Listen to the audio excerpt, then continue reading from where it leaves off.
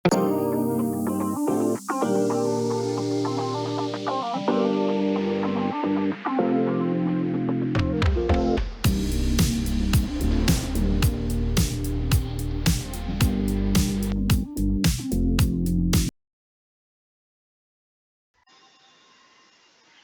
guys! For today's video ay meron naman tayong online platform na pwede nating pagkakitaan as a English moderator. So, ito po ang b2english.com. So, basahin po natin. Punta po tayo sa home. So, English speaking one-on-one with native teachers. So, one teacher, one student in class. Price start from only $1 lesson. So, 10,000 plus practice topics for daily life, business, and interviews. 1,000 plus friendly, experienced teachers. So, they are hiring more teachers.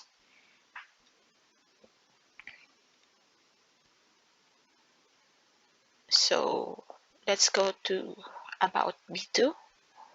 Let's read. We are B2 top 1 English speaking platform present in 10 countries around the world. Thailand, Japan, Indonesia, Malaysia, Singapore, United States received the award Top Prestigious Brand in Asia 2022, recommended by more than 500 international media. Yes. So, meron silang to B2 established with a team of 10 core members, reached 10,000 users in the first year, reached 150,000 users with 2,000 paid users. 2022 reached 1 million users with a course renewal rate of 85%. So, ito po yung mga achievement nila. So, first lesson, $1. So, okay siya. So, if you are interested to apply, go na sa B2 English. And you can use your phone also. Dito pala is meron siyang app na pwede po natin i-install para doon po tayo makapagtulog. Maganda siya. So, punta tayo dito sa application process nila. Ito yung application form. Ayan, moderator registration. So, speaking up. Doon magda-download yata tayo ng hindi pa po ako nakapasok sa Bito, pero sinishare ko lang po yung opportunities na ito para din sa mga gustong magtrabaho o wala pang trabaho at gustong kumita online. So, kailangan po natin ng mag-fill up ng form. So, ito po ay maglagay po tayo ng ating pangalan, birth, nationality, email, at saka introduction video or audio intro, and telegram, curriculum vitae, and certificates. Sa pagkakaalam ko, yung ibang estudyante dito is gusto lang nilang makipag-usap para ma-practice yung kanilang English speaking. Nakita ko po kasi yung meron po kasi isang vlogger na yun, sinabi niya na malaki din po daw ang kita niya sa platform na ito. Siguro depende din kasi pag depende kung magaling talaga tayong mag-English, so dami magbubuk sa atin. And then, hindi ko alam kung provided ba ang lesson materials nila dito. Pero, most of the company, they provide lesson materials. Parang may,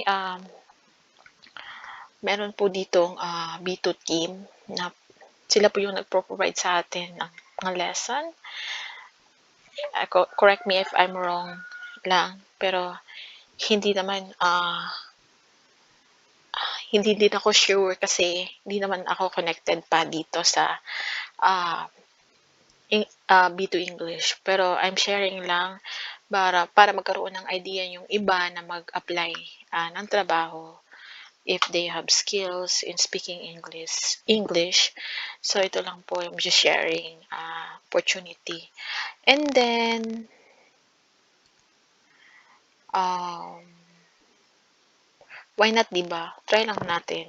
Baka makapasok and then makapagturo and then kahit nasa bahay tayo is pwede tayong magturo ng at kumita.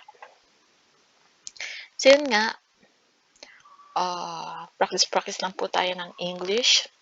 Hindi naman siguro kailangan na talagang ah, hindi naman nire-require nila dito yung degree holder ka.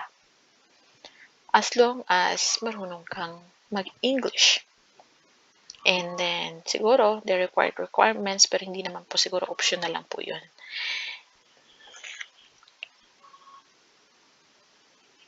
So, ano nang hinihintay mo?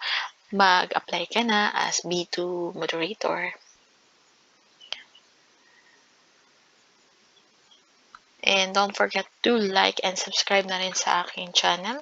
At kung gusto nyo mag-apply dito, mag-search na rin po kayo sa YouTube para magkaroon din kayo ng idea on how to apply in B2 moderator or as a moderator in B2. So, yun po yung ating trabaho, moderator.